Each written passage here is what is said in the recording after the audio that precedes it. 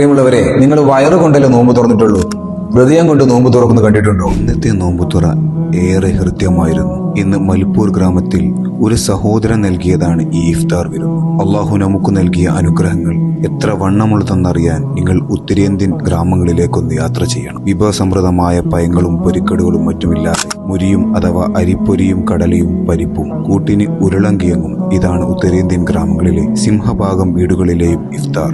ദൈനംദിന ജീവിതത്തിനു വേണ്ടി കഷ്ടപ്പെടുന്ന ഗ്രാമങ്ങളിലെ മിക്ക സാധുജനങ്ങൾക്കും നമ്മുടേതുപോലെ നോമ്പുതുറകൾ വിദൂരത്താണ്. വയറു നിറയെ മനോഹരമായ വിഭവങ്ങൾ കഴിക്കുമ്പോൾ നമ്മുടെ ഹൃദയത്തിനു കൂടെ നമുക്കൊന്ന് വിരുന്നൂട്ടാം. നിങ്ങൾക്ക് ബീഹാറിലെ ദരിദ്ര ഗ്രാമങ്ങളിൽ ഇഫ്താർ വിരുന്നൊരുക്കാം. ഈ പരിശുദ്ധ റമദാനിൽ ഏറെ പ്രതിഫലമുള്ള സൽക്കർമ്മം. ഒരു ഗ്രാമത്തിൽ നോമ്പുതുറക്ക് 10,000 രൂപയാണ് ചിലവ് വരുന്നത്. ഒരു വ്യക്തിക്ക് 100 രൂപയും. ഈ പാവങ്ങളെ നമുക്ക് ചേർത്തു പിടിക്കാം. അള്ളാഹു അനുഗ്രഹിക്കട്ടെ. ആമീൻ.